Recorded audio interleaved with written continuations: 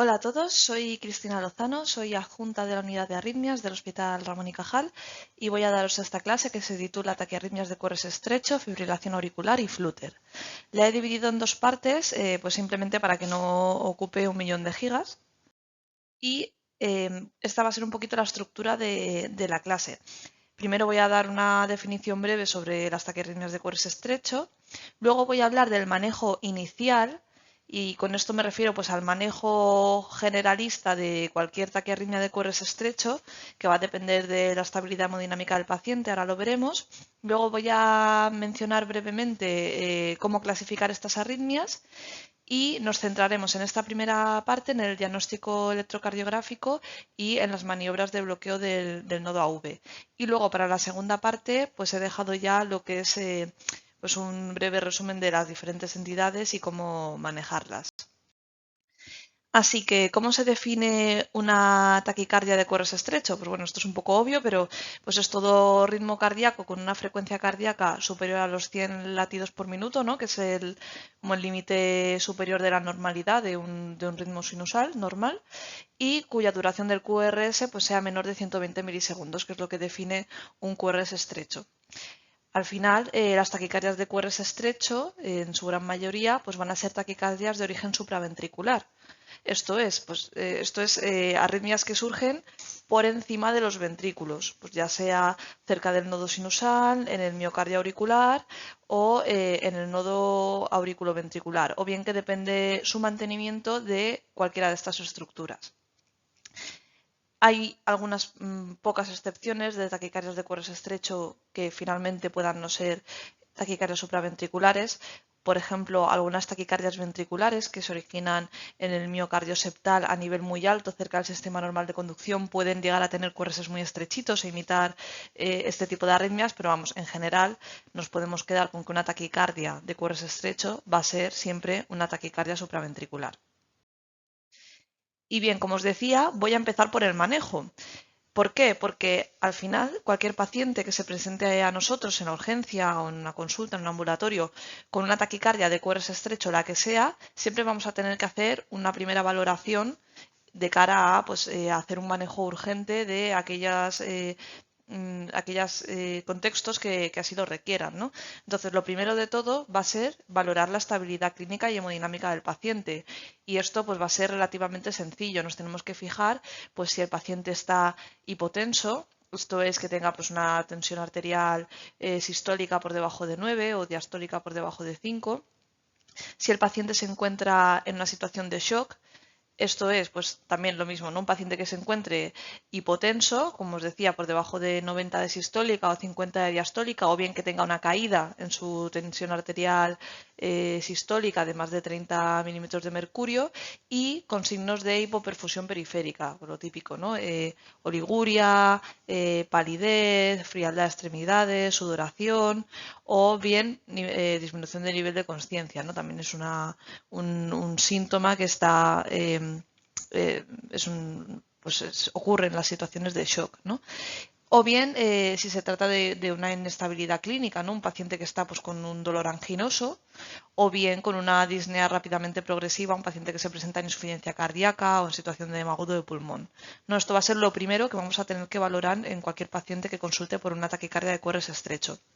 Lo siguiente que vamos a tener que hacer, o a la par, a la vez que valoramos la estabilidad, va a ser documentar siempre la arritmia. O sea, siempre hay que intentar tener un trazado electrocardiográfico, preferiblemente en un electro de 12 derivaciones, porque al final para todo manejo vamos a tener que intentar llegar a un diagnóstico y si no hemos tenido un trazado de la arritmia, luego no vamos a saber pues, qué fue lo que provocó los síntomas del paciente y cómo atenderle mejor y cómo prevenir los episodios.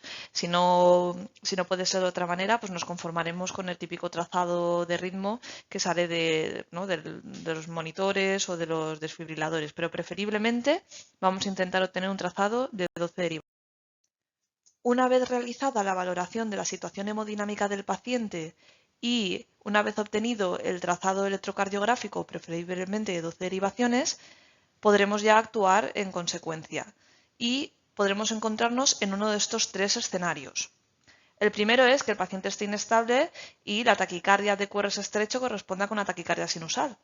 La taquicardia sinusal puede ser fisiológica si el paciente acaba de realizar un esfuerzo intenso o ha sido sometido a una situación de estrés, pero si no, si presenta una taquicardia sinusal inexplicada en reposo, pues tendremos que intentar averiguar pues, qué patología o qué condición subyacente existe y tratarla adecuadamente.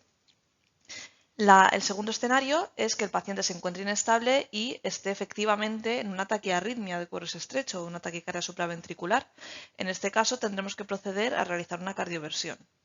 Y el tercer escenario pues, es que el paciente no se encuentre inestable. En este caso pues, tendremos todo el tiempo del mundo para pensar y llegar a un diagnóstico un poquito más preciso antes de realizar ningún tipo de tratamiento. Así que voy a empezar hablando sobre la cardioversión. Entonces, para realizar una cardioversión, primero nos tendremos que fijar si el paciente tiene un nivel de consciencia normal, porque si es así tendremos que proceder a una sedación. Esta sedación se puede hacer por vía periférica y los tres fármacos más utilizados son estos tres que os pongo aquí. El etomidato se utiliza normalmente, pues administran unos 6 miligramos o 3 cc de la dilución de 2 miligramos por mililitro y tiene las ventajas de ser un fármaco de muy rápida acción y que no produce hipotensión. Otro fármaco muy empleado, yo es el que más utilizo en mi centro, es el Propofol en una dilución al 1% y una manera sencilla de calcular una primera dosis o una aproximación sería calcular la mitad del peso del paciente y administrar esos miligramos en un bolo. Por ejemplo, si el paciente pesa 80 kilos, pues 40 miligramos, que serían 4 cc de esta dilución. Y si con eso no conseguimos el estado adecuado de sedación, pues podemos ir añadiendo pequeños bolitos de 20 miligramos o 2 cc hasta que el paciente ya esté completamente sedado. Las ventajas de este fármaco es que también es de muy rápida acción. Lo único es que sí que tiene riesgo de producir algo de hipotensión. De todas maneras, pues como es un procedimiento corto, salvo que el paciente se encuentre de base muy hipotenso, pues es difícil que simplemente con esta sedación desencadenemos una situación de shock refractario. Y por último está el midazolam, que normalmente se administran 2 o 3 miligramos en un bolo intravenoso. Lo único que este fármaco pues, es de una acción algo más lenta. A mí me gusta menos para este tipo de procedimientos. Pero eso sí, pues también tiene la ventaja de hipotensar menos que el propofol.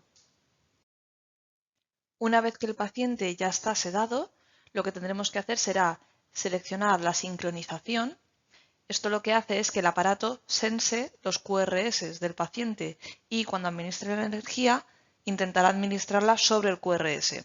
Esto es muy importante para evitar el fenómeno de R sobre T, que es administrar la energía pues, en cualquier otro momento y corriendo el riesgo de que ésta caiga al final de la repolarización sobre la onda T. Si esto ocurre, existe riesgo de que se desencadene una arritmia maligna, generalmente una arritmia ventricular de tipo taquicardia ventricular polimorfa o torsade de Pointes. Una vez seleccionada la sincronización, elegiremos la energía, que si el paciente está inestable, pues no nos preocupamos, lo llevamos al máximo y nos preparamos y colocamos con las palas. ¿Vale? Que lo ideal, si el paciente es inestable, para que sea más rápido, es directamente con gel sobre el esternón y el ápex. Y en ese momento le damos a cargar y decimos la frase esta de las películas de todo el mundo fuera y descargamos. Y por supuesto, una vez finalizada la maniobra, pues tendremos que comprobar si hemos sido eficaces o no lo hemos sido. Si no lo hemos sido, podemos estar en dos escenarios diferentes. Uno es que la arritmia sea incesante, esto es, que nosotros hayamos cardiovertido, hayamos logrado devolver al paciente al ritmo sinusal, pero en poco tiempo éste haya regresado otra vez a la arritmia supraventricular que presentaba. En este caso, no tiene sentido volver a repetir la maniobra, dado que nos puede volver a ocurrir exactamente lo mismo. Lo que denota esto es que hay una gran inestabilidad eléctrica. El paciente quiere una y otra vez volver a presentar la arritmia. En este caso, lo que tiene sentido es administrar algún fármaco antiarrítmico que nos garantice cierta estabilidad eléctrica y así, cuando volvamos a repetir el procedimiento, tengamos mayor garantía de éxito o de mantenimiento del ritmo sinusal. Para esto se puede utilizar amiodarona o flecainida, aunque sabéis que la flecainida pues, no se debe utilizar en pacientes en los que se sospeche cardiopatía estructural. Y el otro escenario en el que podemos encontrarnos es que la maniobra haya sido ineficaz, es decir, que después de administrar el choque el paciente haya continuado exactamente igual en la misma arritmia. Esto es rarísimo porque la eficacia de la cardioversión es prácticamente del 100%. Así que si esto nos ocurriera, lo que tendríamos que intentar es pues, mejorar nuestra técnica o probar alguna otra configuración. Esto es, pues si antes habíamos administrado un choque de menor energía, pues intentar administrar un choque de más energía o a máxima energía. Podemos intentar utilizar las palas adhesivas en vez de las palas que trae el aparato, dado que con las palas adhesivas podemos obtener una configuración antero-posterior que es mejor de cara a intentar una cardioversión porque la electricidad digamos que atraviesa mejor el tórax del paciente. O bien podemos intentar lograr un mayor contacto, podemos ejercer presión sobre la pala adhesiva o sobre las palas sobre el tórax del paciente para intentar lograr mayor contacto. Lo que no tiene ningún sentido, si el choque no ha sido eficaz, es administrar la miodarona, dado que la miodarona lo que puede hacer es precisamente aumentar el umbral de desfibrilación. O sea, si nos estaba costando que la energía revirtiera al paciente al ritmo sinusal, al administrar la miodarona generalmente este umbral se eleva, o sea que podemos tenerlo incluso más difícil. Y por último también pues no hay que descuidar administrar el soporte ventilatorio y hemodinámico que el paciente requiera si es que acudía a nosotros hemodinámicamente inestable. Pues bien, una vez explicado lo que tenemos que hacer si el paciente acude a nosotros con una taquicardia supraventricular, una taquiarritmia de QRS estrecho hemodinámicamente inestable, vamos a pasar a qué hacer con todo paciente que no venga hemodinámicamente inestable, que como decíamos pues va a ser pensar e intentar llegar a un diagnóstico certero para poder dar un tratamiento específico. Bien, una vez explicadas estas nociones básicas sobre cómo manejar un paciente con una taquicardia de QRS estrecho hemodinámicamente inestable, vamos a centrarnos ya en lo que es el contenido fundamental de la clase. Y bueno, pues lo primero que os traigo es esta clasificación de las taquicardias de QRS estrecho, que me parece que es bastante práctica. Y bueno, pues encontramos 4 taquicardias fundamentales. Por un lado estaría la taquicardia sinusal, que como os he explicado puede ser fisiológica, si responde pues, a una situación de estrés, tanto emocional como físico o a alguna patología grave. Pero también podemos encontrar dentro de la taquicardia sinusal una entidad que se conoce como taquicardia sinusal inapropiada, ¿vale? Que pues, sí que entraría en el terreno de las arritmias y bueno, pues se trataría de una taquicardia sinusal que aparece en un contexto en el que no debiera. Luego lo explicaremos mejor. Por otro lado están las taquicardias supraventriculares paroxísticas y es pues esta agrupación de arritmias que tienen en común bueno, pues que se presentan de forma paroxística. Esto es pues que tienen un inicio y un fin súbito.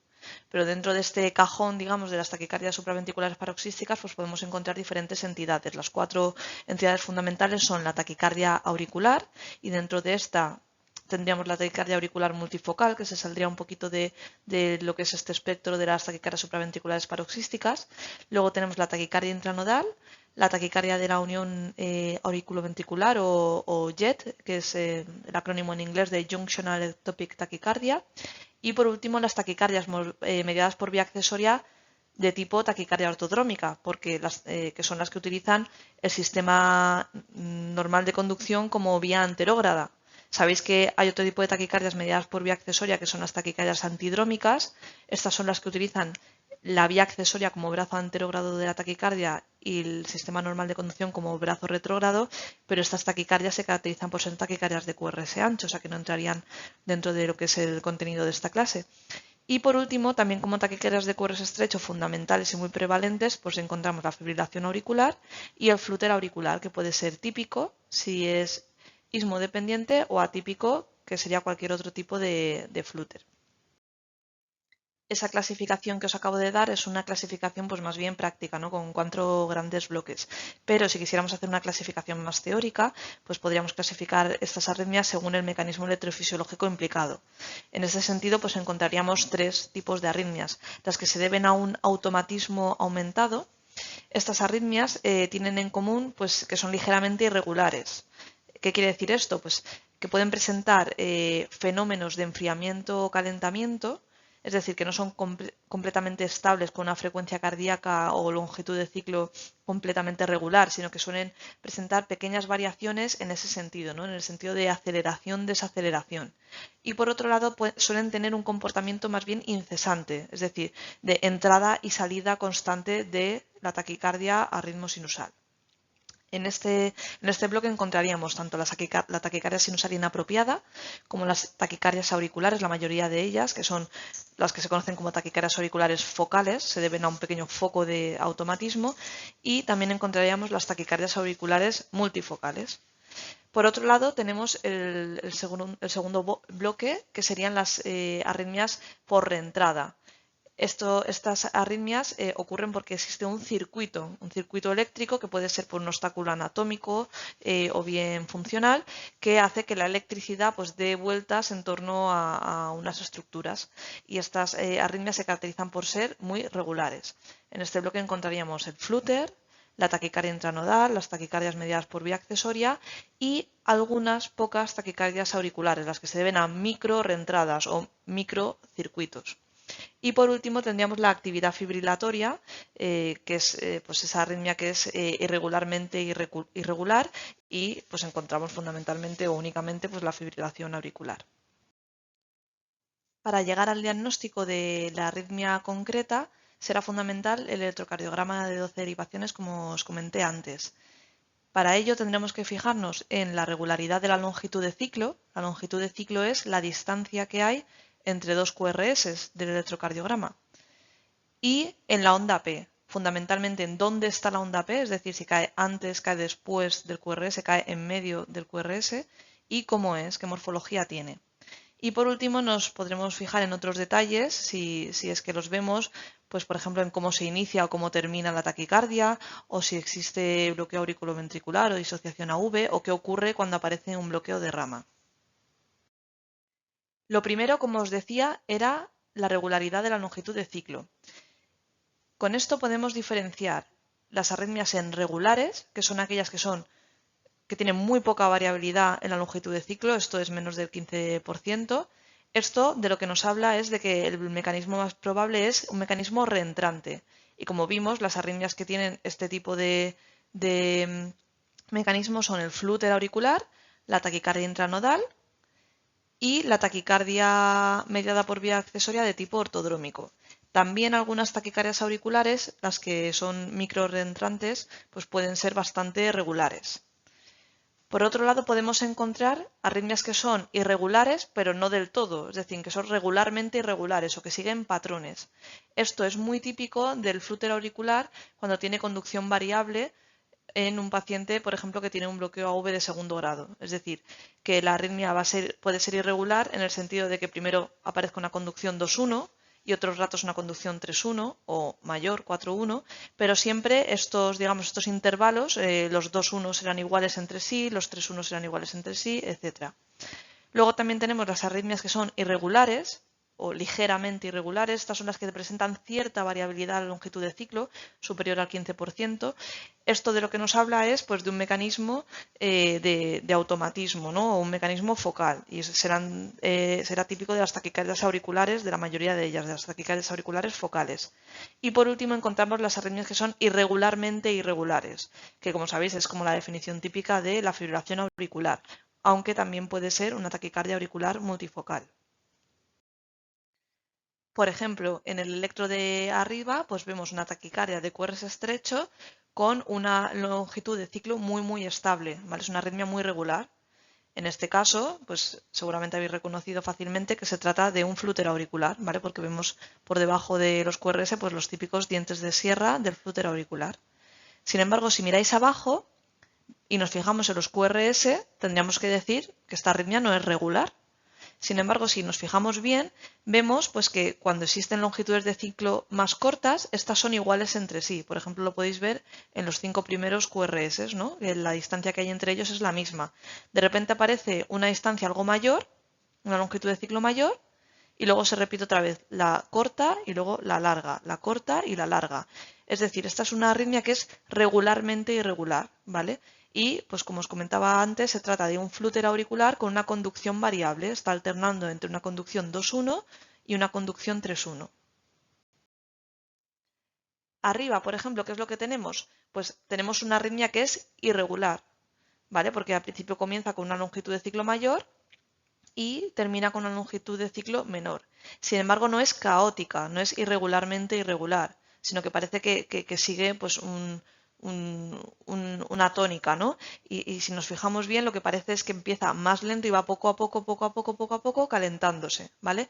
Esto es lo que llamábamos un mecanismo de calentamiento o de aceleración. Y esto lo que traduce pues es un mecanismo probablemente focal. Lo más probable es que esta arritmia se trate de una taquicardia auricular. Y si nos fijamos ya en el último electro, en el electrocardiograma de abajo, pues vemos que se trata de una arritmia irregularmente irregular, no sigue ningún tipo de patrón, es caótica y pues se trata de una fibrilación auricular. Esta otra arritmia que os traigo, por ejemplo, también es irregularmente irregular, pero si os fijáis bien en el electro, y lo tenéis ahí marcado con unas flechitas, veréis que aparecen pues unas muescas en el electrocardiograma que parecen pues ondas de actividad auricular, ondas P.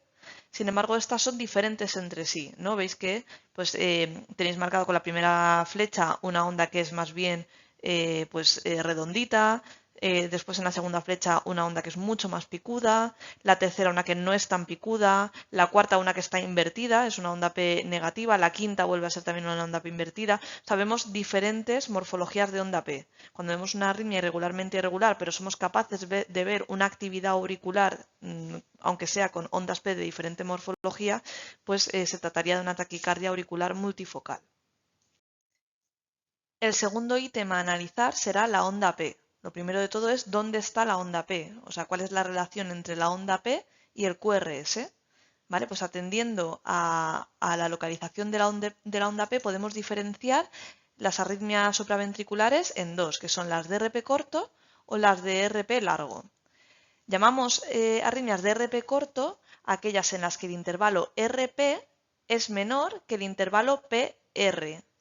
¿Vale? Y esto es fácil de identificar en el electrocardiograma porque la onda P se localiza en la primera mitad de un intervalo RR.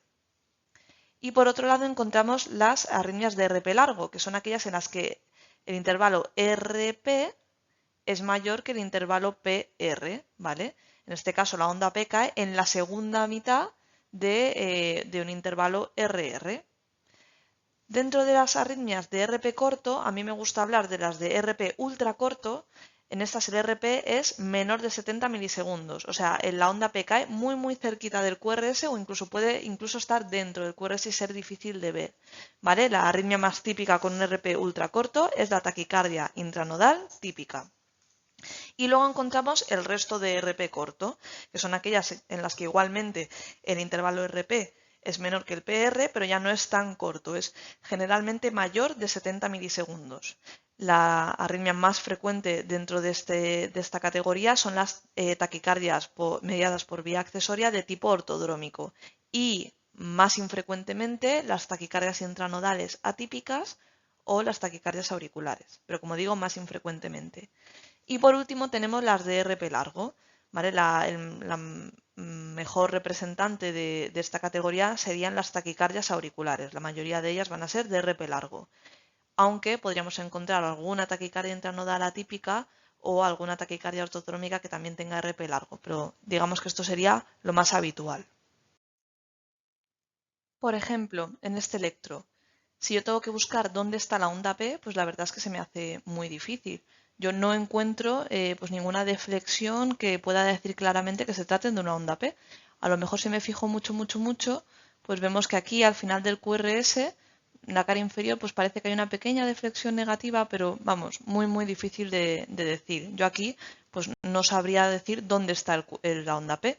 Si no veo la onda P, es muy probable que esté cayendo dentro del QRS y sea incapaz de discernirla.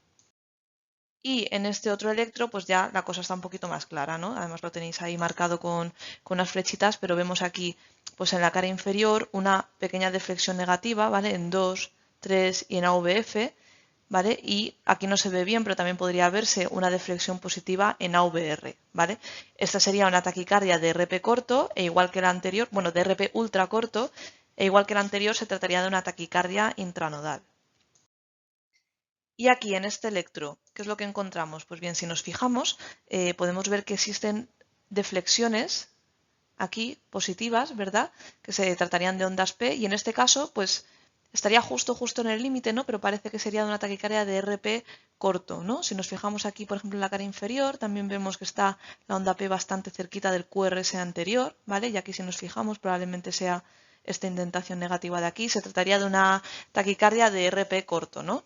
Pues, como os decía, las más típicas en este caso, las de RP corto, que no ultra corto, son las taquicardias mediadas por vía accesoria de tipo ortodrómico.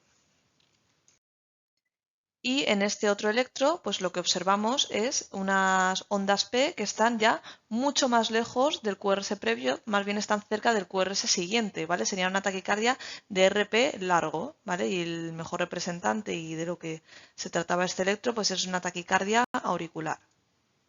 Sin embargo, pues no siempre lo más frecuente pues es lo que nos podemos encontrar, ¿no? Por ejemplo, aquí también vemos unas ondas P que están lejísimos del QRS anterior y están mucho más cerca del QRS siguiente, o sea, es una taquicardia de RP largo, pero en este caso pues no se trataba de una taquicardia auricular, sino que a lo mejor lo habéis reconocido porque el patrón electrocardiográfico es bastante típico, ¿no? Que son estas ondas P negativas, muy negativas, profundas en cara inferior con una taquicardia de RP largo y en este caso pues se trataba de una taquicardia de tipo Kumel, ¿vale? Que son pues esas taquicardias mediadas por vía accesoria de tipo ortodrómico en el que el brazo retrógrado de la arritmia pues es una vía accesoria con características decrementales. Esto hace que la onda P esté muy lejos del QRS anterior, ¿vale? O sea que este sería también, por ejemplo, un tipo de taquicardia ortodrómica, pero que en vez de ser de RP corto, sería de RP largo. Y lo otro en lo que nos tendríamos que fijar es en la morfología de la onda P. Si vemos ondas P que son similares a las que tiene el paciente en ritmo sinusal, pero en una taquicardia, pues o bien se tratará de una taquicardia sinusal o bien de una taquicardia auricular, pero que surge cerca del nodo sinusal. Pues será una taquicardia microreentrante de cerca del nodo sinusal o una taquicardia auricular focal perisinusal. Si lo que vemos son ondas P de diferente morfología a las que presenta el paciente en ritmo sinusal y típicamente con un PR algo mayor al PR en ritmo sinusal, porque no está utilizando pues las vías preferenciales que hay en la aurícula y que unen el nodo sinusal con el nodo auriculoventricular, pues se tratará probablemente de una taquicardia auricular. Y si lo que vemos es lo que mencionó antes, unas ondas P retrógradas, negativas en cara inferior, que suelen expresarse pues eso, como pseudo S en el QRS o pseudo Rs en V1 o en AVR, pues lo más habitual es que se trate de una taquicardia intranodal típica. Por ejemplo, en este otro electro, que es muy parecido al que os he enseñado antes, pues vemos estas muesquecitas que son pseudo S en la cara inferior, ¿vale? Pequeñas deflexiones negativas del QRS o también pseudo Rs en AVR o en V1, ¿vale? Eso es típico de la taquicardia intranodal típica o común. ¿Y por qué son así estas ondas P retrógrada? Pues bien, porque en una taquicardia intranodal el circuito se encuentra en el interior del nodo AV y pues el impulso sale hacia los ventrículos utilizando el sistema normal de conducción y hacia las aurículas de abajo arriba.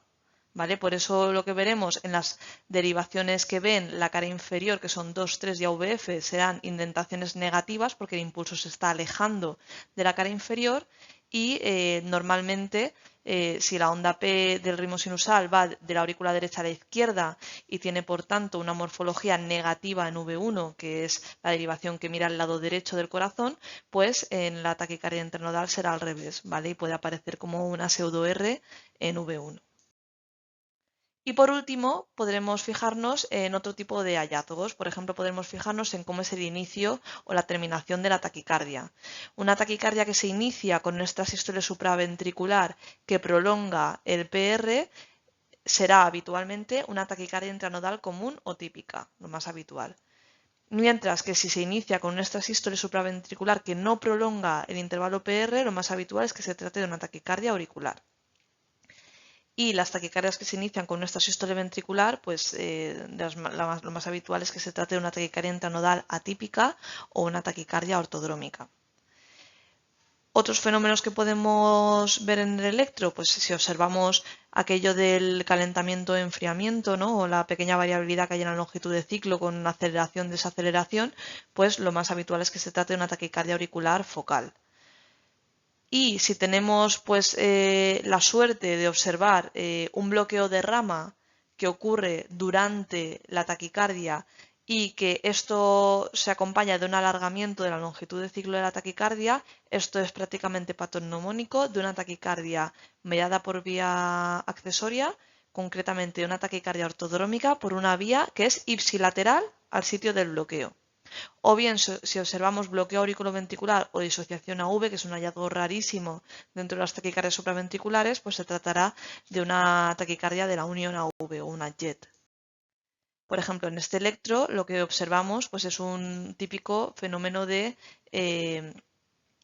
inicio de la taquicardia con un extrasístole supraventricular, no sé si veis aquí, una onda P pequeñita que se adelanta a la onda P normal, que ocurre con un ligero alargamiento del intervalo PR y a continuación se desencadena la taquicardia, que es una taquicardia de QRS estrecho con una onda P que no visualizamos bien, pero que parece DRP ultra corto, ¿no?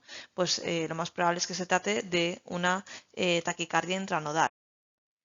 Y lo que os comentaba del bloqueo de rama, que a lo mejor os ha parecido pues un hallazgo así un poco difícil de explicar, en realidad pues tiene una explicación muy sencilla. En una taquicardia ortodrómica, el circuito habitualmente pues se da como brazo anterógrado de la arritmia, el sistema normal de conducción, utilizando las dos ramas habitualmente, y la vía accesoria es el brazo retrógrado de la taquicardia, del circuito.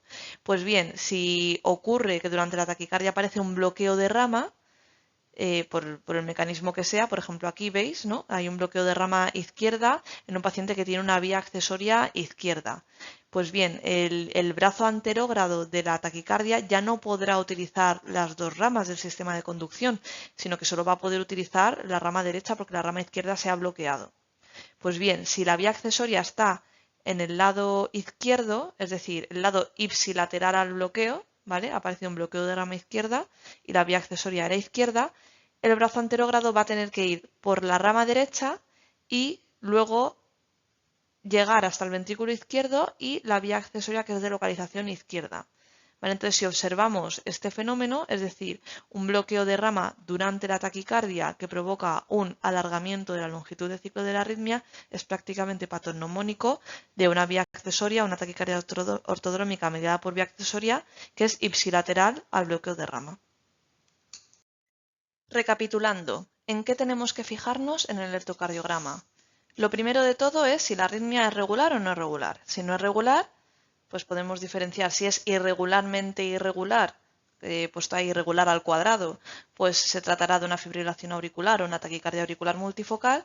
Y si es irregular pero siguiendo unos patrones, pues lo más habitual es que se trate de un flúter auricular con conducción variable. Si la arritmia sí que es regular, pues tendremos que fijarnos en si somos capaces de ver ondas P. Si no somos capaces de ver ondas P, es porque lo más probable es que se trate de una taquicardia intranodal típica o común, ¿vale? Que el intervalo RP es tan corto que la onda P se nos mete dentro del QRS y no somos capaces de verlo. Si sí que vemos ondas P, nos fijaremos en si vemos más P's que QRS, porque si es así, si hay más P's que QRS, entonces lo tenemos cantado, porque podremos ver si las ondas P tienen forma de dientes de sierra, y en ese caso se tratará de un flúter, o si son unas ondas P discretas, y en ese caso se tratará de una taquicardia auricular. Si vemos las mismas P's que QRS, pues ya nos fijaremos en lo que decíamos antes en el intervalo RP, ¿vale? Si es una taquicardia de RP corto, ultra corto, menos de 70 milisegundos, se tratará de una taquicardia intranodal común o típica. Si es de RP corto, pero no tanto, ¿vale? Con un RP mayor de 70 milisegundos, lo más habitual es que se trate de una taquicardia ortodrómica, más infrecuentemente una taquicardia intranodal atípica. Y si es de RP largo, pues lo más habitual es que sea una taquicardia auricular. Una vez analizado el electrocardiograma, que nos habrá permitido alcanzar pues, un diagnóstico de aproximación pues, más o menos certero, el segundo escalón diagnóstico serían las maniobras de bloqueo auriculoventricular. dentro de las cuales encontramos las maniobras vagales y las maniobras de bloqueo farmacológico. Las maniobras vagales más habituales son el masaje de seno carotidio o la realización de la maniobra de Valsalva, que es la de hacer esfuerzo de expiración con la glotis cerrada, como cuando estamos en un avión y se nos taponan los oídos. Pero estas maniobras son bastante poco eficaces. Sin embargo, pues recientemente se ha publicado que una modificación de la maniobra de Valsalva pues tendría una tasa de éxito algo mayor. En este vídeo que os voy a poner ahora, pues explican un poquito los fundamentos de esa maniobra.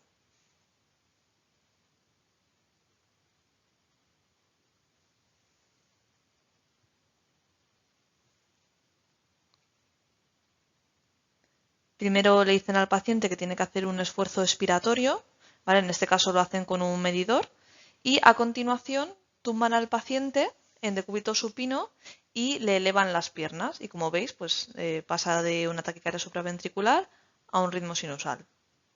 En el artículo lo que decían es que para conseguir esa presión de expiración pues se le podía dar una jeringa de 10 cc, aunque se ha visto que incluso con una jeringa de 20 cc, diciéndole al paciente que haga esfuerzo para empujar el émbolo, pues se puede conseguir el esfuerzo expiratorio necesario.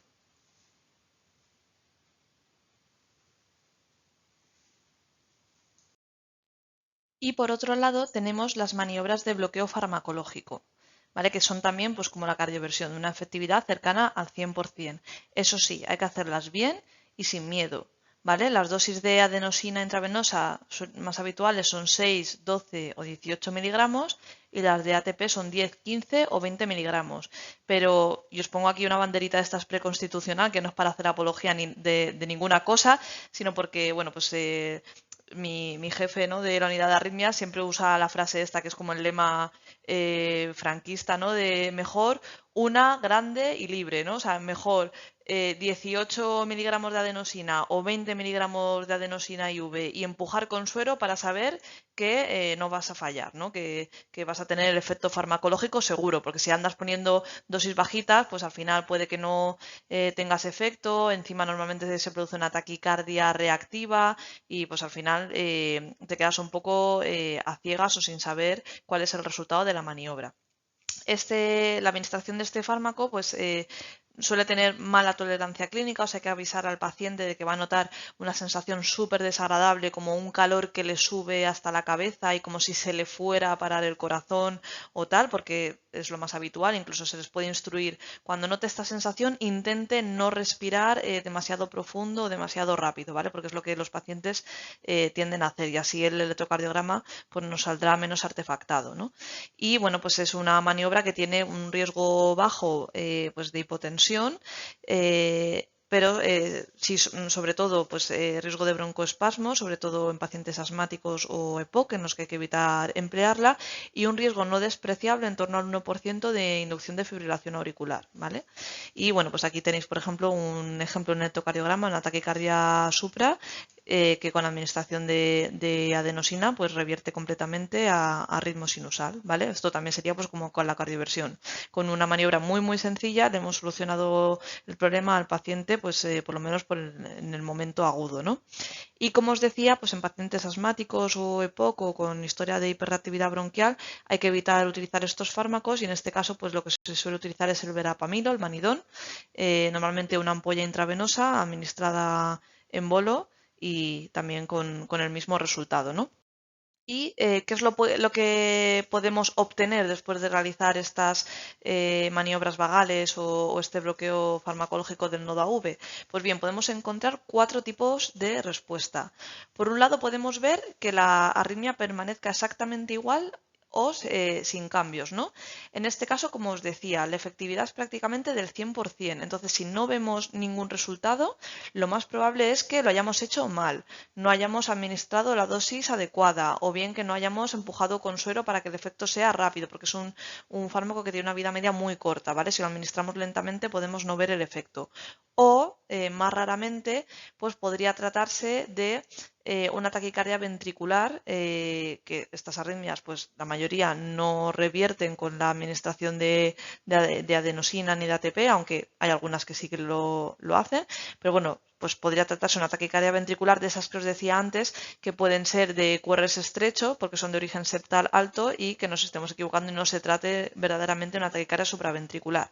Pero si no, tendríamos que ver alguna de estas otras tres respuestas, que es o bien una deceleración transitoria, o sea, vemos que la arritmia se lentifica transitoriamente y luego regresa a su ser. En este caso nos estaría hablando de un mecanismo automático, ¿vale? Un mecanismo focal. Entonces se tratará o bien de una taquicardia sinusal, o bien de una taquicardia auricular focal, que son las más habituales, o una taquicardia de la unión AV. O bien podemos ver que aparece un bloqueo del nodo auriculoventricular, pero que la arritmia permanece inalterada en la aurícula, ¿vale? En este caso lo que nos está hablando es de una arritmia de mecanismo reentrante, pero que no depende del nodo auriculoventricular. Por tanto, se tratará lo más habitualmente de un flúter auricular o bien de una taquicardia auricular de estas que no son de mecanismo focal, sino que son por microrreentradas. Y por último, la última respuesta que podemos encontrar es la terminación de la arritmia, ¿vale? En este caso nos habla de un mecanismo reentrante que depende del nodo AV y al bloquearlo pues terminamos la taquicardia y entonces se tratará de una taquicardia intranodal o de una taquicardia ortodrómica. Este es un ejemplo, ¿vale?, de una taquicardia supraventricular que al administrar la adenosina pues vemos que a partir del sexto latido hay una terminación abrupta de la taquicardia, ¿vale? La taquicardia termina aquí y ya aparece este ritmo, ¿vale?, que es un ritmo, bueno, ritmo auricular más que sinusal, pero ya se ha terminado la arritmia, ¿vale? En este caso se trataba de una taquicardia intranodal. O bien, en este caso, lo que observamos es que la arritmia cede también bruscamente y además lo que podemos ver es que en el electrocardiograma basal el paciente presenta un QRS ancho con pues un comienzo lento del QRS, una onda delta. Nos estaría hablando de la presencia de preexcitación, ¿vale? Esto es patognomónico de que se trataba de una taquicardia mediada por vía accesoria de tipo ortodrómico. En este otro caso, lo que vemos al administrar el fármaco es que hay pues, un bloqueo de la conducción AV, pero la arritmia sigue ocurriendo independientemente en la aurícula, ¿vale? Y además vemos los típicos dientes de sierra del flúter auricular. En este caso, pues un flúter auricular común por la morfología. O bien, en este caso, este electro ya os lo puse antes, se administró adenosina y lo que se vio fue pues una deceleración transitoria, que es lo que se ve al inicio del electro, pero luego pues la arritmia va acelerándose y vuelve a su ser. Como os decía, esto lo que está hablando es de un mecanismo focal o un mecanismo automático y correspondería a una taquicardia auricular focal. Pues bien, hasta aquí la primera parte de la clase y ahora llega el merecido descanso o si queréis podéis continuar directamente con la segunda parte de la clase. Hasta ahora.